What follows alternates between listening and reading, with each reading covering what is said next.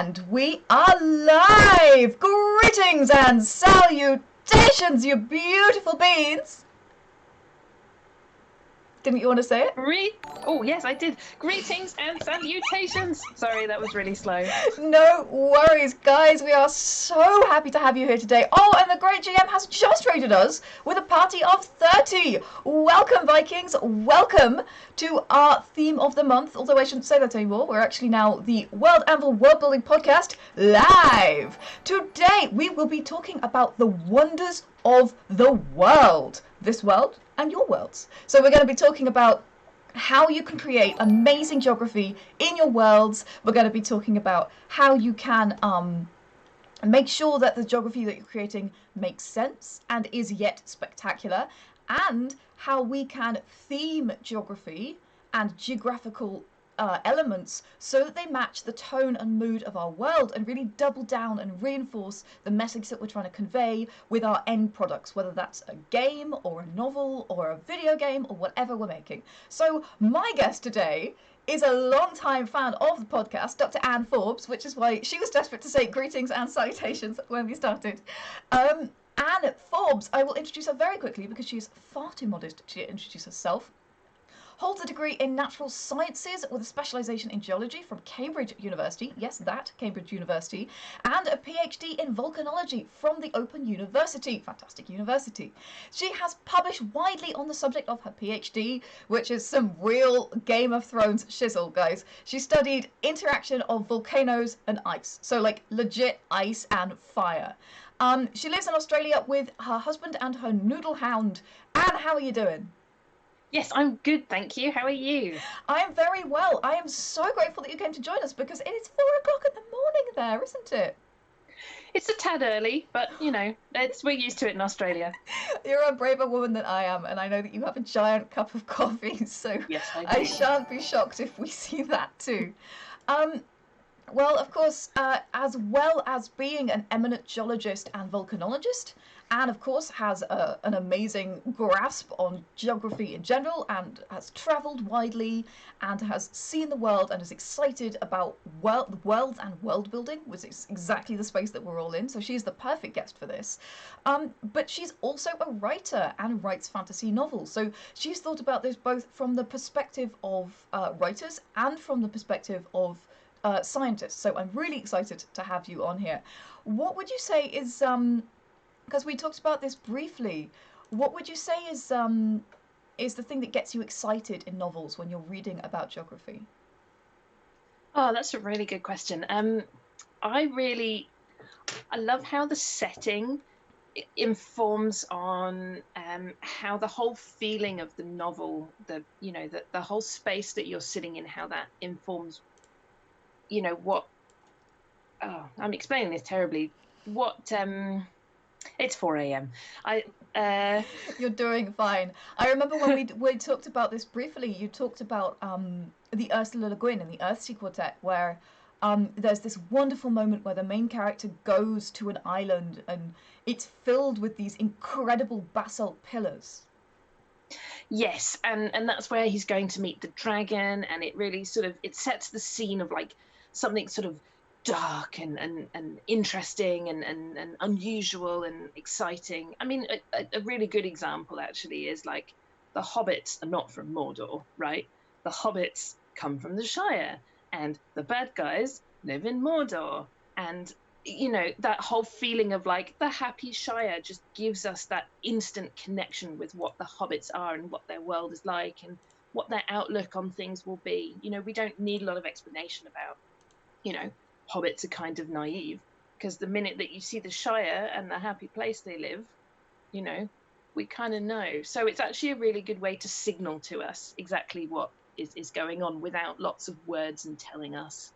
Absolutely, absolutely. So we're going to start with a very common question. A lot of map makers make mistakes when they start out, geographical mistakes. So they end up with geography that sort of doesn't make sense. The common one is sort of splitting rivers or ending up with mono mountains and this kind of thing. So let's start by talking about why should your maps, why should your geography be right? Why should you care? Yeah, I guess in this space, that's actually a really good question because, of course, we're magic, we're sci-fi, we're all unusual things. And yet, if you don't have a certain amount of realism in your world, suddenly it all looks a bit bizarre and suspicious.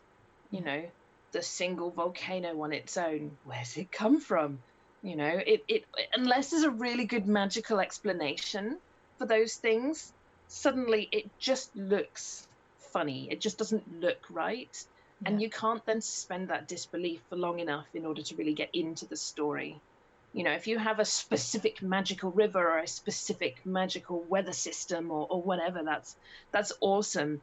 But if it's all totally magical on your map, you're going to struggle to suck people in enough, I think. Yeah, and I think that it also, I mean, suspension of disbelief is so important. And again, knowing your audience is really important for that. If you're playing an Yes. RPG game and one of your players is a geologist, my God, you better get that stuff right.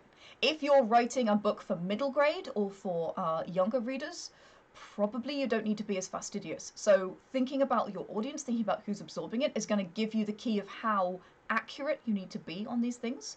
But certainly, if you're writing something like hard sci fi and you're writing an Earth like planet where the geography is broken and really broken and accidentally broken, that's going to cause you problems down the line when your readers start saying this is not correct. Yeah, if your plate tectonics just don't work and things start to, come out funny on a Yeah. sci-fi, I think you drop your audience very quickly. Yeah. I think sci-fi audiences are quite discerning and not just, we don't have things like hyperdrives. You could be like, Joe Bloggs turned on the hyperdrive and that's totally cool. But like we do have things like plate tectonics and volcanoes and mountains and, climate zones and rivers and all these sorts of things, on new colonizable planets that, has to work or at least have a plausible explanation about why it's different. Yeah. Yeah, absolutely. And again, figuring out your magic level is going to be really helpful for this. If you have an incredibly high magic level, you can have lots of magic geography. If you don't, if you're working in a low magic world, Game of Thrones is a great example of that, is a low magic setting that does have magic in it. Of course, there are dragons flying around, weird things happen, but the majority of the setting is supposed to be low magic, and so you expect the geography to be mundane and logical. Absolutely. I mean, Game of Thrones, for example, obviously makes really nice use of things like climate zones. Yeah, yeah, absolutely. And on the other hand, I remember you saying that there's one of the rivers just goes all the way across in Westeros. I have seen a map of Westeros that looks suspiciously like there's a sort of a coast to coast river, right? And of course those things can't really exist because rivers exist so that water can flow from like somewhere high to somewhere less high, and it always takes the path that gets it there the quickest. And so one ocean is not higher than the other ocean. There's no reason for that water to flow. And so for me that's something that then breaks my disbelief. Yeah, yeah, absolutely. And it doesn't mean that you can't do that. And it doesn't mean that you necessarily have to be completely fastidious about it. But these are tools that we as world builders should know something about. We should know why we're making these choices, and we should know that we are making choices to do something out of the ordinary when we do. Yes, absolutely. If you're going to do something awesome and crazy, do it deliberately. Yeah, yeah, very well said. So, a lot of this stream is going to be focusing not on what you're doing wrong, but on cool ways to do things that are really original and wonderful and come even are inspired by places in our world, um, but will bring a sense of wonder and magic and sort of you know excitement to your world building and your geography. So we're going to start with tectonic plates. That is, it's literally the basics here. So, can you give us a quick overview? What are tectonic plates and why are they important? So tectonic plates are like the crust of our Earth, which is actually very thin in relation to the whole thickness of our planet, if you want to think about it like that. They really are just a crust. And they are sitting on top of the mantle, which I will add is solid. It flows, but it is a solid. So don't think about us like floating around on a sort of hot, crazy rock soup. That's actually a solid that flows very slowly through time with strain. So we've got basically two types of plates on our planet. One of them is continent. It's like scummy, frothy, floaty rock that kind of is quite buoyant. And then we've got ocean plates, which are mostly made of sort of basalt and things like that. They're denser plates. That's partly why they're, you know, deeper. They tend to be a lot thinner as well. Yeah. And so our crust is then developed into all these discrete and separate plates, and they move and they interact with each other. And because there are these two types of plates, how they interact with each other then depends on whether you've got two plates coming apart or two plates going together. And if you have two plates going together, what type of plates are they? So if you have two continent plates coming together, they just tend to crash and you know, they'll buckle and they'll go up. They're both buoyant. Neither one wants to be pushed down into the mantle. Sure. And that, for example, is things like the Himalayas. So active young mountain chains. So India, bit of a crazy one. He split off from Africa a while ago and he went off up to Asia and then smash. And then that's where these mountains are. There's not really any volcanoes associated with that, but there's this huge, huge mountain chain, which is still currently going upwards. But otherwise, if you have an ocean plate that interacts or crashes into your continent plate, it actually will go down. It's denser. Yeah. And it will not go over the top of your nice buoyant continent. So it goes down. And when it goes down, it actually goes into the mantle, it heats up, and it starts to melt. Okay. And as it starts to melt, all of that magma will then obviously rise upwards. It's buoyant as well. And so that rising magma is then what causes volcanoes. Sure. Is there an example that you can give us of our world? Yeah. So things like the Andes, for example, all of those Southeast Asian volcanoes, so all of that sort of Indonesian arc of volcanoes. Sure. That is an ocean plate coming from sort of Australia going off into underneath Indonesia, basically. Sure. Okay. So how can we use tectonic plates to create drama and conflict? Because of course we're world builders, we're telling stories in worlds. That's what we want to know, is how can we leverage this geography to work for us? Yeah, okay. I guess there's two schools of thought here, and one is like, who cares about plate tectonics, right? Is this getting too deep? You know, is this the hard sci-fi end, basically, sure. right? Have I gone full world builder's disease, essentially? Yes. Have I spent the last 12 months building plate tectonics? Like, they're quite complicated, and because obviously our world is a sphere, right? In order for them to move around, if one is moving that way, something has to fill the space it has made in some way, or at least create new plates, sure. right? Yeah. So in order to fit them on a whole globe, it can be quite complicated. I think there is actually some software out there, or a web app or something you can use to sort of help you with some of this stuff. So that's one school of thought. The other school of thought is actually, at least in the area that you are working in, they aren't really useful. So if you live in the middle of a plate, like Australia, for example, nothing ever happens. We don't tend to get active volcanoes. We don't tend to get large earthquakes. We're just super, super stable. So some of like Australia's crust is super, super old, which is, for example, where you find diamonds and things like that, is in some of this very, very old crust. Sure. So what you're saying is that actually in areas where there isn't a lot of tectonic activity, you'll find a lot of resources that you wouldn't find elsewhere. So absolutely. That is a major world building question, is where are you finding the resources? Which, you know, we all know that resources power things. If you guys have read Guns, Germs and Steel, which is a book that I am recently obsessed with by Jared Diamond, it talks all about this, about how resources can shoot one civilization ahead of other civilizations. So yeah, this is something really crucial that can really add to your world building. Yeah, so a lot of Australia's resources are very old, because we've just been sitting in this plate for ages. The other option then is to put your inhabitants of your area on the edge of a plate, right? And life on the edge can be a lot more exciting. It can be really boring, right? Also, but it can be a lot more exciting. So on the edge of a plate, you may get giant mountains like the Himalayas. You may get volcanoes like the Andes, the Cascades, and all of those Southeast Asian volcanoes.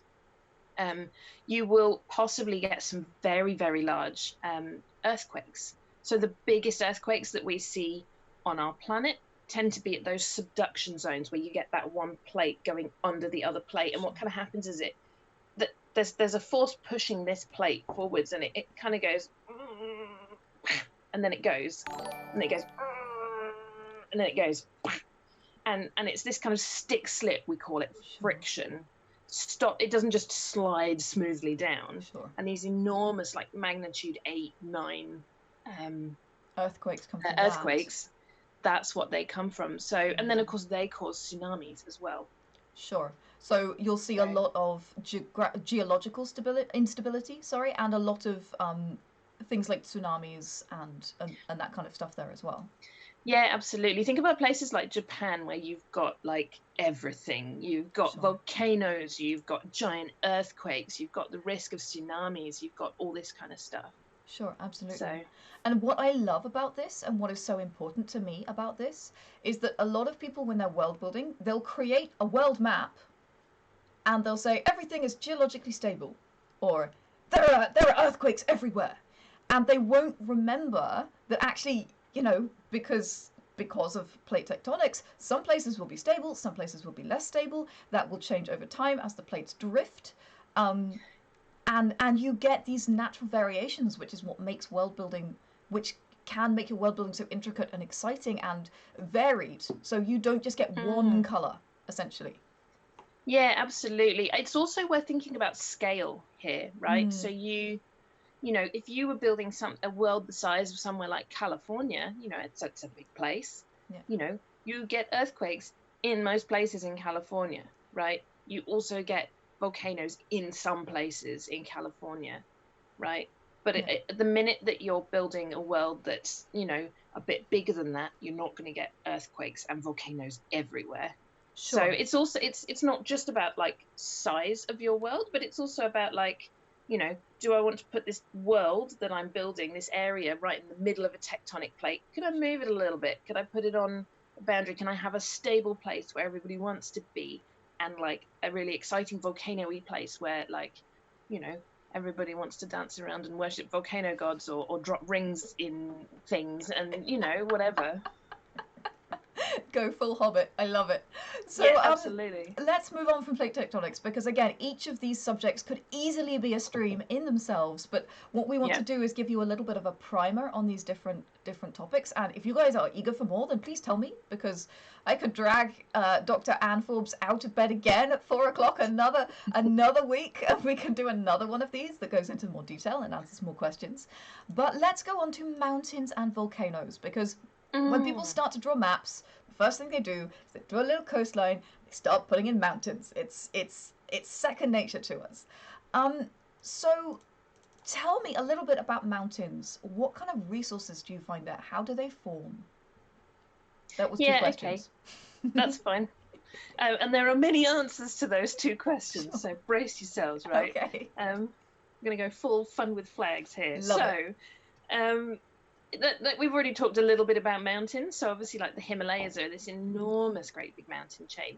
Mountains aren't active and building forever, though. At some point, that will stop. The plates will shift, and then mountains will actually like wear down. And so think about places like the Alps, where once the Himalayas, they are now obviously not. They get smaller over time through weathering and stuff like that.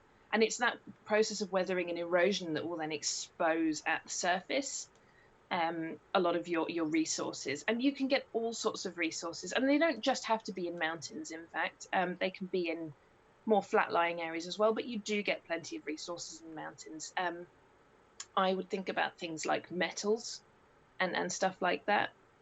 Obviously, just rock in its own right, good building rock, is actually a really valuable resource in a place where you don't have it. If all of your local rocks are like really rubbishy little things that just break apart all the time, lots of silts and shales and things like that, that's not great. Slate, however, is super useful. It comes certainly in the UK from mountains in Wales, Sure. you know, and it's very valuable, and places that then don't have it have to try and work out some other way of putting roofs on houses.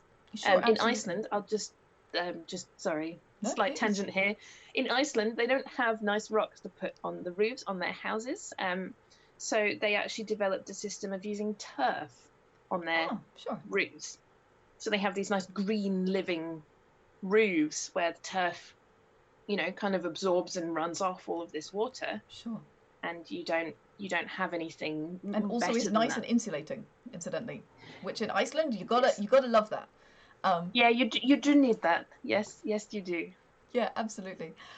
Funnily enough, that's something I've used in one of my books, so I knew about that one. Okay, yeah. But yeah, no, turf roofs. You gotta love that ingenuity. And again, when we are world building, being able to say, okay, so these people have this resource that they can use, these people don't. So what do? Do they go without? Do they find a technological solution? Do they find a magical solution? How do they fill this gap? And do they even consider it to be a gap? So again, all of these resource questions, all of these what kind of rock do I have questions, they are vital when you start thinking about, well, what does the architecture look like? Because I can tell you that in the region that I'm from in the UK, they have this really crumbly, terrible sandstone, which is a beautiful honey colour. And then in Manchester, they have this very, very, very hard red stone that they use for buildings. There was a 13th century baronial hall, an amazing building made of this local stone. Gives a completely different aesthetic to the place. So you can go one way or you can go the other way. You can say, I want them to have this stone. Okay, so they've got this kind of rocks. Okay, so they're probably here. Or you can go the other way and say, they are here. I know they have this kind of rock. Let's see what they have. And again, if it's a resource that's valuable enough, they will also trade it. Marmara is an island that literally is called marble and trades in marble, and people full of marble quarries because marble is really valuable. There's Galerius' temple in Thessaloniki had a massive atrium that prized itself because it had rocks from, I think, 53 different islands that were all different colours. Wow. These were commodities. These are important things. Yes. And this is all coming from your geography, which is, of course, why it's so important. So yeah, absolutely. So can you give us some... Oh, this was a question that I had penned down here. Mountains which go straight into the ocean are drowned landscapes. Can you tell me a little bit more about that statement that you made to me earlier? Yeah, so that's it's funny, we don't really have a word for it in English, so we've stolen somebody else's. We would call them fjords. Sure. Right? And you get fjords in all kinds of places. Obviously, lots of fjords in Scandinavia, which is where we've stolen those words from, but also in places like the west coast of New Zealand. So when you see those sort of like very steep mountains that go right into the ocean, and you get these very deep, often quite narrow sort of waterways coming into the land. They're really spectacular. They're something that's worth thinking about including in a world. They obviously pose quite unique challenges, but they're effectively just drowned landscapes, drowned mountain ranges, so mountain chains. So when the water rises or the land sinks, as both of those can happen, you basically just start drowning stuff. You'll often see little islands associated with those as well. So that in a time when the water level was lower, so for example in ice ages, when all of the water in the oceans gets like stored on the poles as ice, and that actually drops the level of our ocean by a lot, like 100+ meters, we get a lot more land suddenly. Yeah. And so you can have these nice exposed mountain chains, and the minute that you drown them, you just get these beautiful fjords. Yeah, and again, that is the space in which you will find lost cities, Atlantises. One of the best exhibitions I ever went to was a city called Heraklion, which was a Greek city in ancient Greece. Water level changed. So it's completely beautifully preserved subterranean now city, and we have a little snapshot of what the world looked like. Now, if you have adventurers who are looking for lost secrets, if you have people who are looking for where did the aliens go, this is where you're looking. These are the places that are covered in silt that have been preserved, where you can explore them. And again, this is another space where geography can give you some beautiful world building. Absolutely. I mean, I could feel like a scuba edition adventure, coming on. Yeah, full ghost of salt marsh people. Can you give us some cool examples of mountains to check out? Yeah, I would check out the Himalayas. They are awesome. And what you'll actually see when you look at the Himalayas is that there's little chains all around the edges of those as well. So that extends, way off into the west and over into the east as well. Oh, the Alps is obviously a well-known and fabulous place for skiing. Nice mountain chains. In terms of volcanoes, I think that Iceland, again, those of you who saw my very frantic little YouTube story and some of the tweets I've done this week, Iceland is absolutely fascinating for this kind of stuff. Yes, Iceland's amazing actually for a geologist because I'm actually originally from the UK, and everything in the UK kind of got like flattened in the last ice age. So all of the what we would call geomorphology, so the shape of the landscape, is very much driven by ice and ice carving out. Ice is a real force. It's not fast, but it's incredibly effective at breaking stuff, carving things, moving stuff. So, and the ice in the UK actually made it about as far as sort of almost to Dorset, basically. So not quite to the south coast, but almost. So what we see in nice rounded hills and big U-shaped valleys and things like that. Iceland, if you see a sort of bumpy cone thing, it's probably a volcano. It's really awesome. So if you see a big flat place, it's probably because it was a lava flow, and it's got a nice flat top. So it's really nice, amazing place to see some of this stuff that's actually very fresh geology. It's happened in the last 10,000 years, and we can really see what's going on. Sure, it's geologically one of the youngest. It's the youngest continent in the world, right? Geologically. Yeah, I mean, continent. Ish. I don't know if you'd call it a continent. Iceland's a funny place, right? So Iceland's actually on the mid-Atlantic ridge. So two plates are actually coming apart, and what happens is in the middle is upwelling of hot mantle. Sure. Now the mantle is actually solid. I've already sort of stressed this, but when it rises, it actually pops through its temperature at which it becomes molten because there's a pressure difference. Sure. Right? So then it starts to melt. We get partial melting of the mantle, and then we get this magma coming up, and then this magma solidifies and it makes new crust, and then it moves apart a bit more, and it does it again and again and again, and that's how we make new ocean crust, right? So, and all of this, right, is underneath the ocean, except for Iceland. What happens at Iceland is that there's some unusually hot mantle there called a mantle plume, and so it actually pushes the plate up a bit, as well as making extra thick crust because there's been extra amounts of melting. Sure. So Iceland is actually the mid-ocean ridge above water. Interesting. And for as long as that mantle plume is active, it will continue to be an island. If that mantle plume stopped tomorrow, what would eventually happen is that it would go back to being, at least the new spreading would go back to being underwater, and possibly even some of Iceland as well. And you'd have two little islands just drifting apart. Interesting, very interesting. So again, if you want to make spaces that are filled with thermal springs and volcanoes, this is the way that you can create them in your own world. You can strategically place them where two ocean plates are coming apart, and you can recreate your Iceland, your very own Iceland. And it is a truly fascinating place. Let's talk very briefly about nothing at all, because we are going to go on the quickest break in history. This is because Dr. Anne Forbes is too interesting. We are already halfway through our talk, which is excellent. So we are going to be hopping off just for 1 minute. I'm going to review your questions, and guys, keep them coming. Remember to write in capital letters question and then your question, so that we can answer all of those, or all of them that we possibly can, at the end of the stream, which will be in about 20 minutes. We'll start doing questions. When we get back, the minute we get back, We're going to talk a little bit about archipelagos and islands. We're going to talk a little bit about rivers. And then we're going to be answering your questions. All right, guys, we'll see you in a minute. Bye-bye. Wait, I didn't do the thing. Oh, no, we're fine.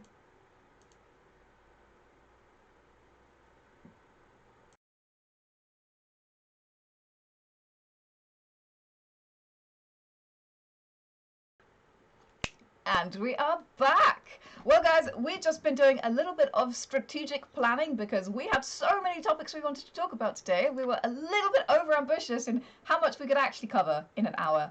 Unfortunately, Dr. Anne Forbes is just too interesting, but she has promised me already that she will come back and talk to us another time, possibly not at this hour, but at a more friendly hour for the Australian audience, because again, it's 4 o'clock in the morning and you're a gem.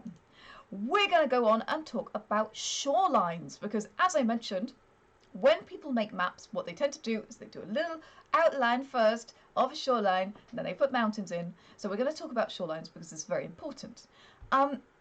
What are common issues for map making that you see with shorelines? Oh, good question.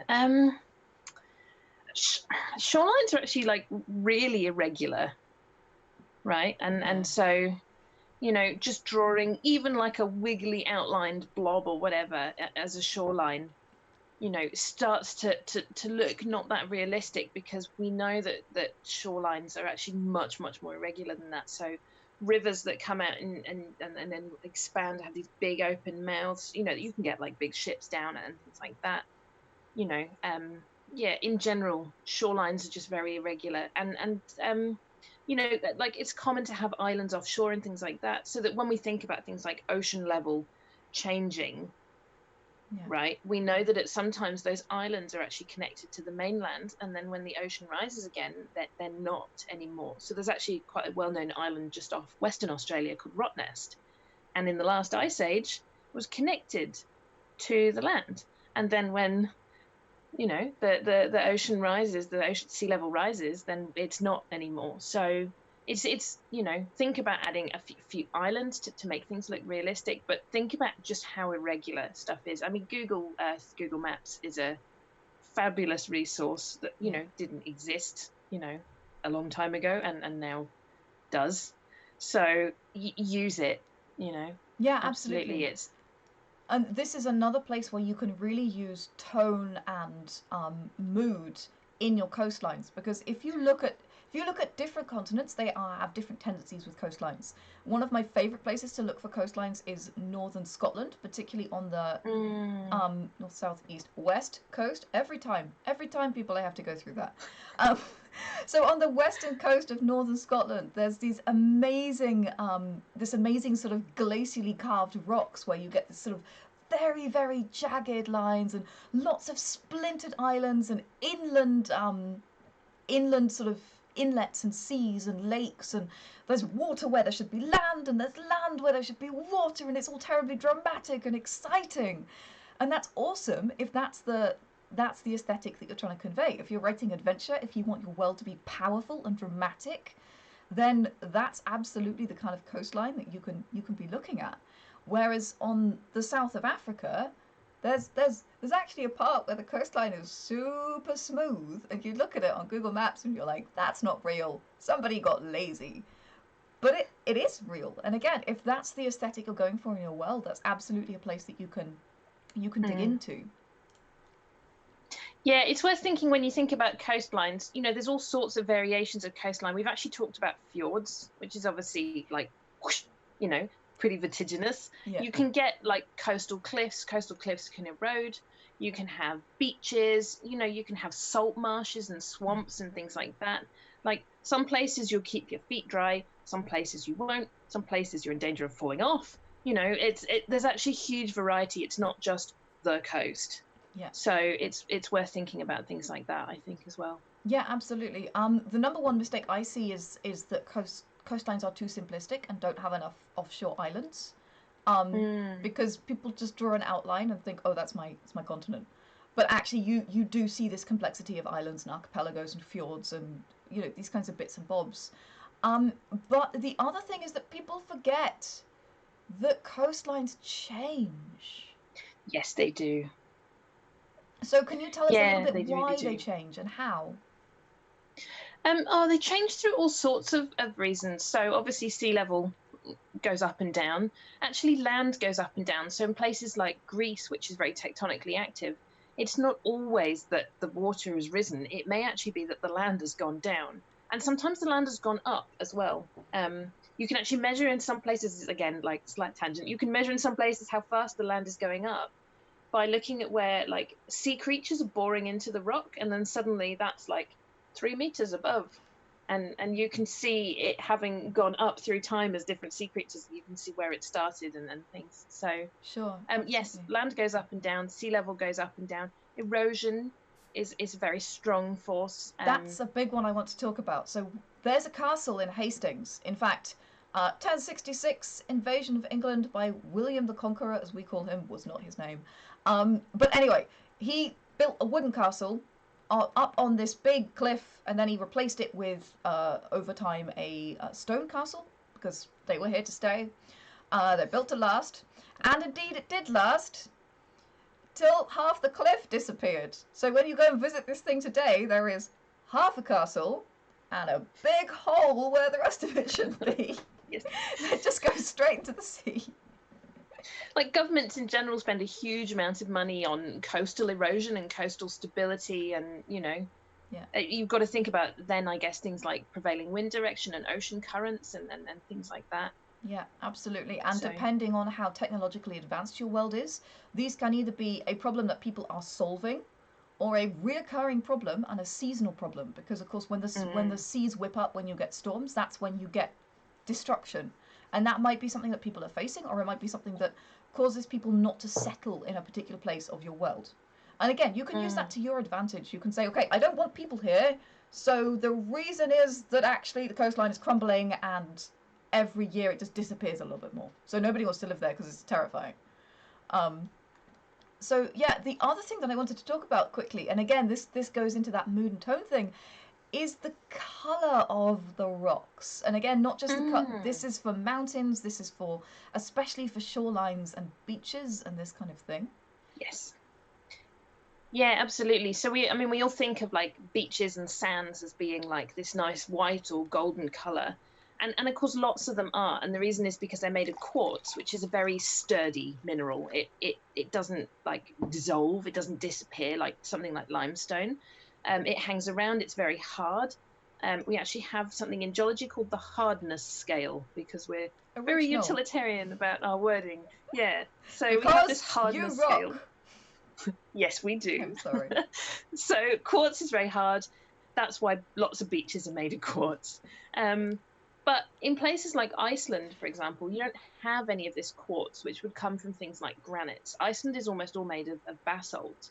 So this erupted, fine-grained black volcanic rock. So all the beaches are black. So you get these amazing plains of black sand, these big black sand beaches.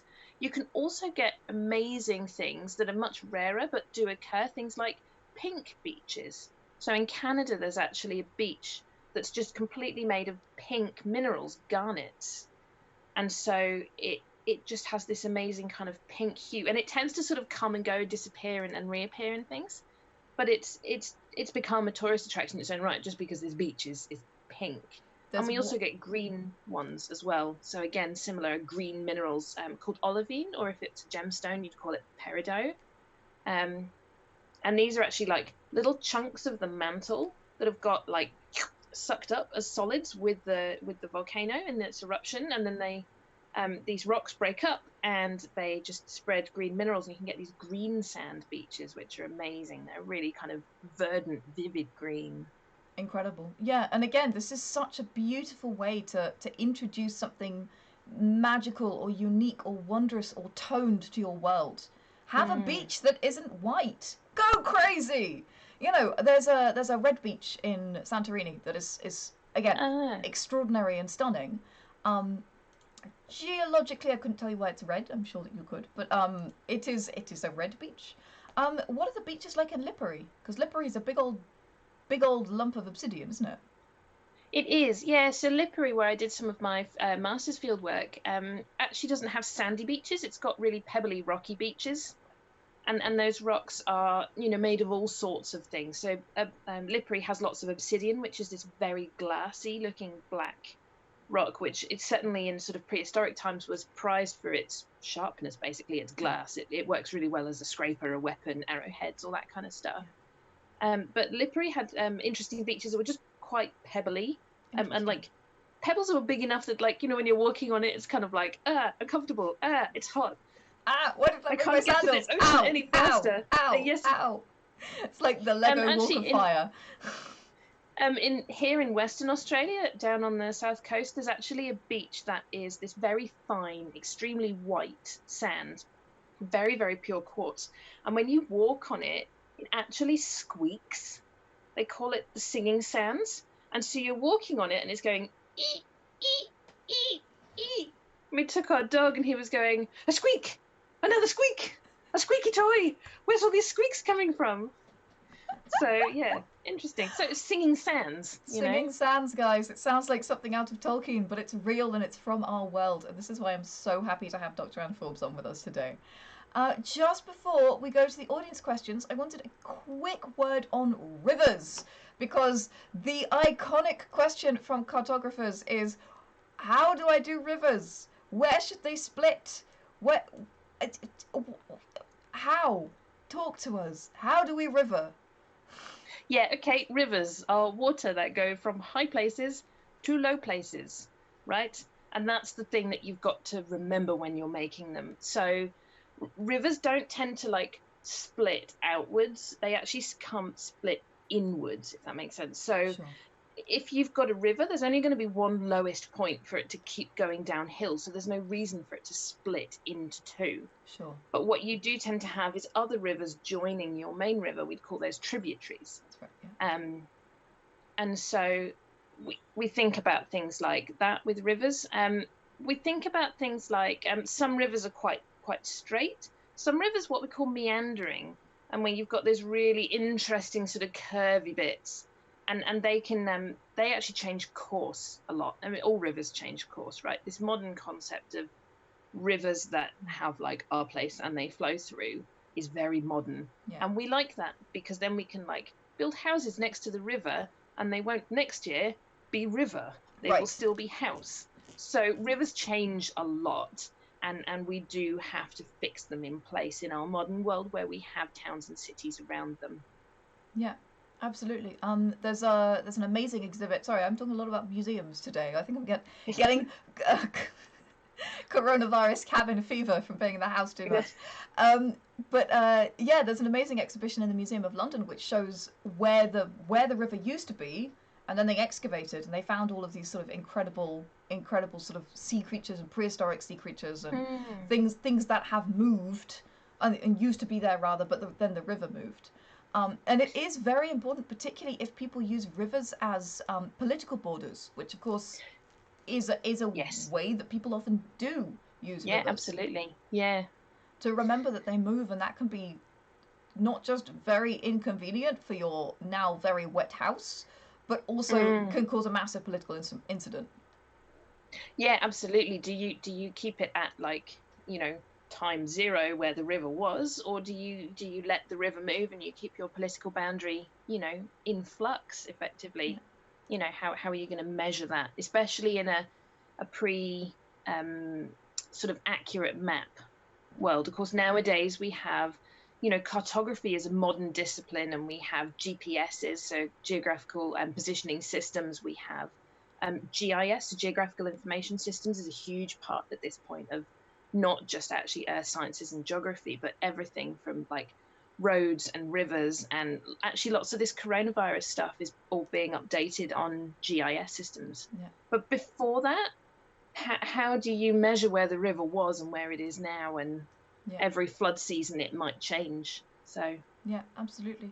The other thing that I will mention for rivers, and this is something that people don't tend to think of, and it's something that's even more relevant for lakes than it is for rivers, is don't expect there just to be pure water.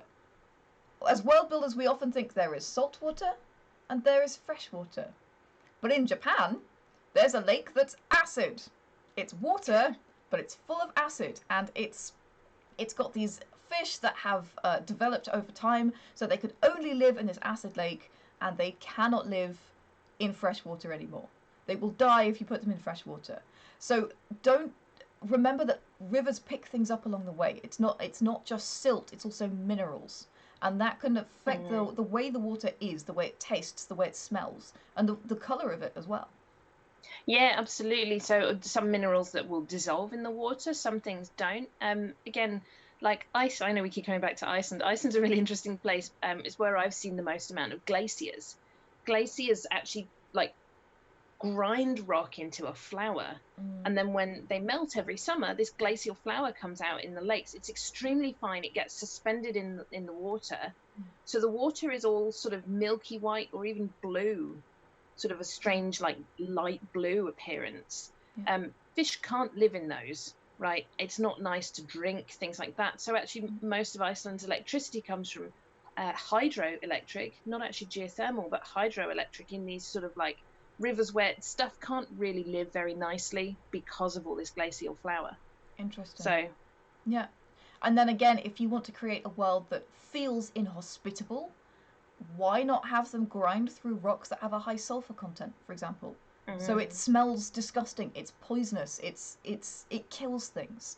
That all of a sudden, that's a completely different river than this happy little babbling brook that's going through the green countryside. You know, you've just made amazing tone with your geography, and that's what this is all about. It's not about, oh, you split the river where you shouldn't have split the river. It's about how can we leverage this stuff to make our worlds even more amazing and to bring in, you know, world building characteristics into our stories, to bring conflict, to bring drama, to bring interest, mood, tone, all that good juicy stuff that we just gotta have as world builders.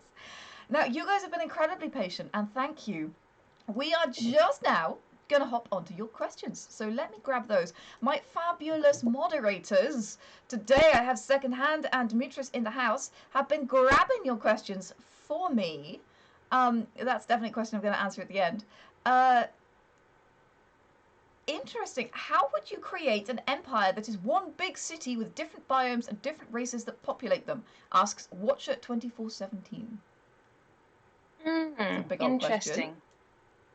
Yeah, gosh. I mean, how big is your city? That's something that's, you know, is the minute you have a really giant city, of course, you can spread across climate zones and things like that.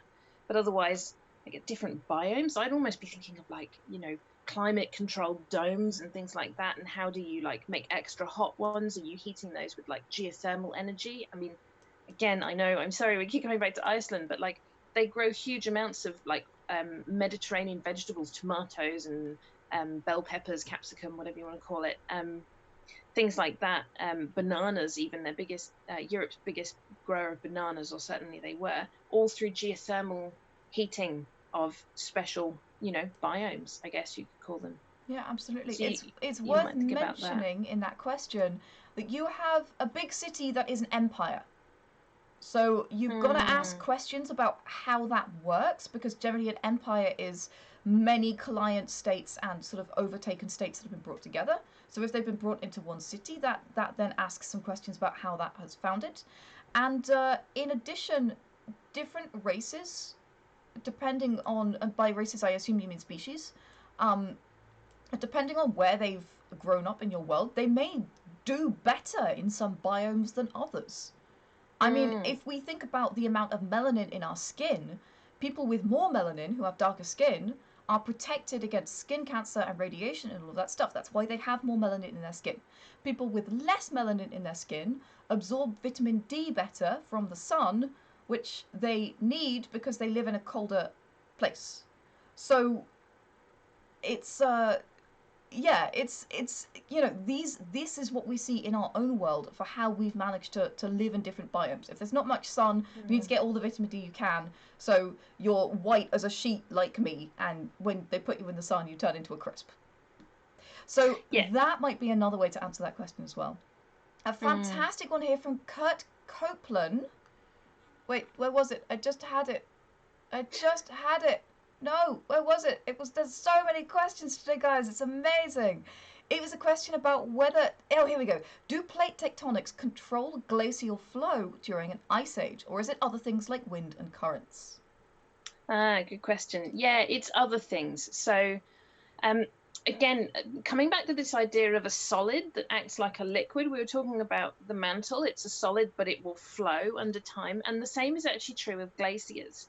So they tend to form like high in the mountains where you capture all of that snow, but then they will flow downhill and they will move. So in a period of like more cooling, what happens is you get more and more buildup of snow in the wintertime, and the glaciers won't fully melt in the summer, and they'll start to flow downhill and they can start to spread. In a period that's warmer, you'll see the glaciers sort of receding as you get like the glaciers flow and then the ends sort of melt off, and then you don't get as much coming snow and stuff in the winter. So yeah, you can think about glaciers as like super slow big fat rivers basically, Interesting. and they will form high in the mountains and then flow downhill. Of course, in places like Iceland and the Andes and these sorts of big volcanic mountain chains in high latitudes, um, the volcanoes are the mountains, the volcanoes are the high points. So you end up getting glaciers on top of volcanoes. And that Very cool. creates some really interesting and exciting things as well, different kinds of eruption styles and lots of like floodwaters and melting. We don't have an English word for it. We call it a jökulhlaup, which is an Icelandic word meaning a sort of a big glacial flood coming from a volcano. That's really Stuff like cute. that. Fantastic. Dragon asks, is there a minimal size for a tectonic plate to be? Ah, that's a really good question. The answer is we don't really know, and we do like to talk about these nice, well-defined tectonic plates. The minute that you get into somewhere like Southeast Asia, we start talking about things like microplates. We're like, we don't really know, but it's extremely complicated and stuff is sort of moving around. So yeah, some tectonic plates are enormous. Think about the Pacific Ocean is basically a big giant tectonic plate. The Australia tectonic plate is huge, but some can actually be really small, but you'd still be measuring them in probably tens to hundreds of kilometers. Otherwise we'd just struggle to see them with the geophysical methods that we use to try and detect these things. Sure, That's a absolutely. really good question. So you get tectonic plates and then you get tectonic side plates. Yeah, very good. I'm sorry, guys. I'm sorry. It's late. Late for You me and can use early your for salad trident. Yeah. you. Exactly. Exactly. There was another excellent question. Well, they're all excellent questions, but this is one that I'm very glad somebody asked because I feel like it needs to be addressed. Italia C asks, very roughly, how fast do rivers move? Ah, good question. I love Good this question. question because Yeah. it depends so much. Yes, it does. It depends on all sorts of things, like how much water is going into that river, how big it is, what kind of regime you're in as well. Are you in like a mountain river, or are you in a nice flat plain river?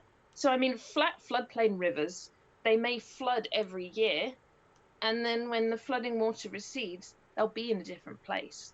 So they could change every single year, Yeah, yeah, right? absolutely. So more like faster mountain rivers and stuff will tend to be in the same place and may even carve themselves in like a notch in the bedrock. We call this bedrock rivers. Once you've got one of those, it's harder to kind of move around because you've eroded yourself a nice little V to flow down in. But yes, really flat places that have these sort of floodplains and things, they can move every year.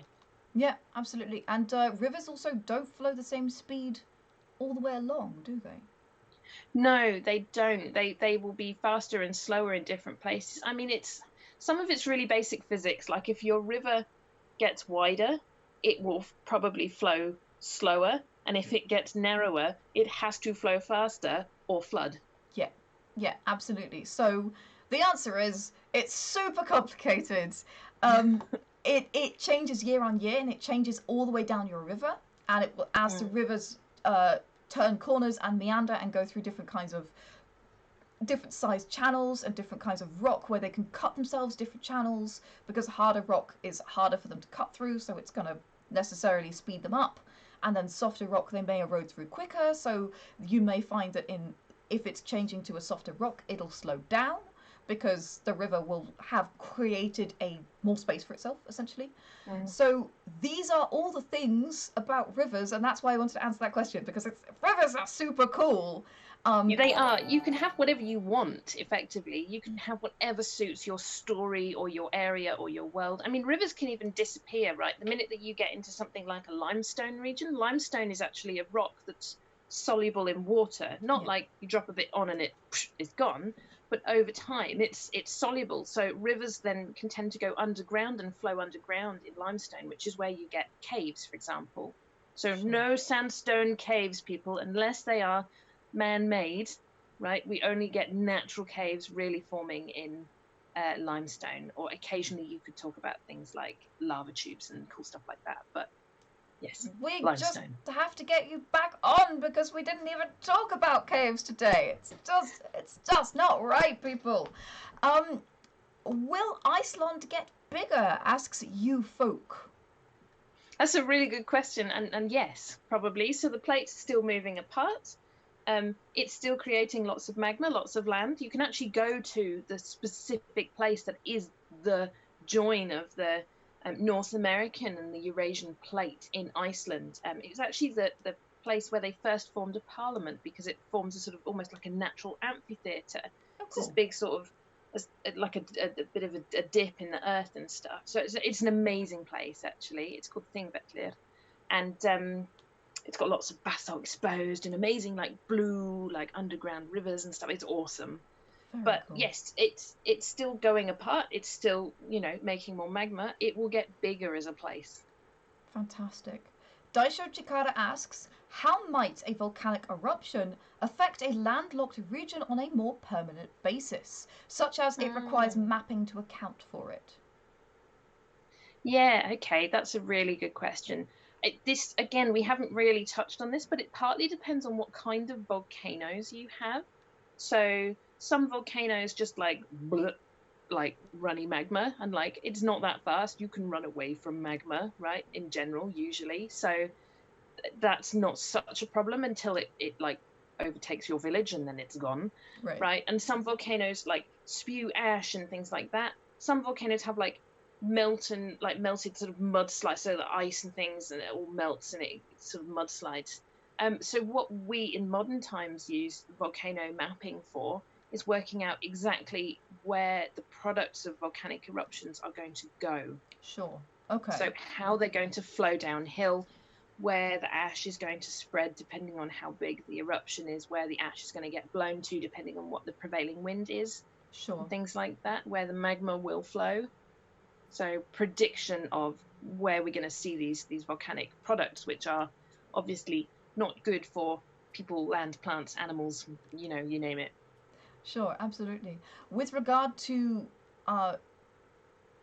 remapping of a space, as Anne said, there are two kinds of volcanic eruptions. The one is the oozy one, so that's the one that is lava, and the other one is the Mount St. Helens style, where literally it just blows the side off a mountain and chucks lots of noxious gases and vomits pumice stone into the air and this kind of stuff.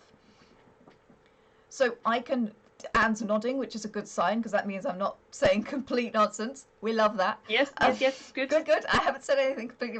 And then the dragons come. No. But if the side is blown off your mountain, that would probably require some remapping. That's gonna make you need to remap because half your mountain is gone. And you'll probably also need to remap because those are the very deadly kind of volcanoes. That is the style of volcano that was in Pompeii and Herculaneum, and sort of covered everyone with ash and essentially entombed those settlements. So you might be remapping because your city's gone. It's gone. It was there. Now it's a big old pile of ash. So in terms of remapping, that would be another reason that you might have to do that. Yeah, absolutely. Weirdbard says, not really a question, but a lovely comment, fellow geologist, suggestion for next time. casting, both caves and collapse features. Also, the new Madrid Seismic Centre. Can you tell us a little bit more about that, Anne?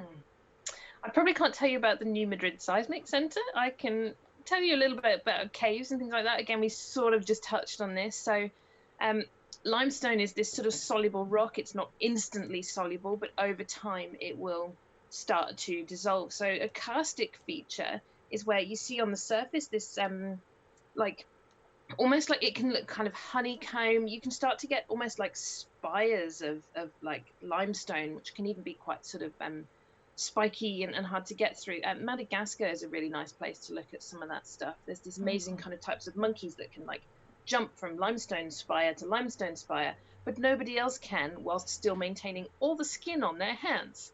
They're like really spiky. So karstic landscapes can be beautiful, amazing. Connemara in the west of Ireland is another place like that. With these, it's big karstic landscape with big flat places. But then occasionally you'll find what we call a sinkhole, which is where the like roof of an underground sort of cave system has just gone, and then suddenly you're in the caves. You know, could you? We sometimes call them skylights. These little like, you know, we're just stealing words from other people. Sometimes you need a way to explain something, and that way already exists, so it's legit. And yeah, and cave systems can be huge. Cave systems can be enormous and really extensive. You can get all sorts of weird and amazing shapes in there as the limestone, which is made of a mineral called calcite. It dissolves, and then it will recrystallize out of the water again, and that's what makes your stalactites and your stalagmites. Yeah. So stalactites hold tight to the ceiling, and stalagmites might one day reach them. Do you know how I remember it? Stalactites hang down like a pair of tights.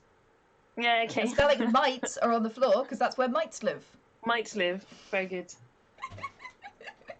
It's a ridiculous mnemonic, but it works for me. Well, guys, Anne, I have one final question for you. What is a noodle horse? I asked this because I mentioned right at the beginning of the stream that Dr Anne Forbes also hung out in Australia with her husband and her noodle horse. My noodle horse is my retired racing greyhound, who we adopted after his racing career was over. He is like 70% legs, and the rest is elbows, as far as we can tell. No brains. And very friendly, very sweet family pet, very sleepy. Yes, excellent pets. A lot of personality, that dog. Well, guys, yeah. I would like to thank you all for being here today. As you may know, particularly if you are on YouTube, this is the first time we've streamed to both Twitch and YouTube before. It's been an adventure. Thank you, everyone on both platforms who have joined us. It's been an absolute pleasure. Clearly, I need to get Dr. Anne back. Would you be game for it? You would, right? Absolutely, yeah. I've had a great time. Yay! So we will get Dr. Anne back to talk more about geology, and at some point I think we need her to come talk to us about biomes as well, because that's something that people struggle with, and they're super important, and they're really awesome. So we'll be getting Anne back. In the meantime, I would like to thank Secondhand Samurai and Demetrius for doing all of the incredible production for me. Guys, you are freaking legends. Thank you. I would like to thank for the subs, Royal Society, for the bits, Basic Dragon making it rain, and Tillers for the follows. I just closed my window and I can't see them anymore, so spare with me. Nevbuvdun, yeah, making it easy for me here. Hablethorn Rex, a symbol that I can't read, No Avail, Dinosaur, Drummers Have Souls, and for the hosts, thank you to Hefe Live, Great GM, and Hosted Radio. Alright guys, this will be going up as a podcast. Remember that we are currently running the Call of Cartography Challenge, where you can win stuff from Kaora, who made this map and also made maps for Critical Role. You can win Dungeon Fog. You can win publication in the amazing World Building magazine as well. It really is an amazing prize. So if you want to go check out that challenge, and in the meantime, have a great time. We're going on a raid. We're raiding Total Party Chill. So when you get there, please shout out, light up the forge, so that they know that we sent you. And in the meantime, grab your hammer and go well build!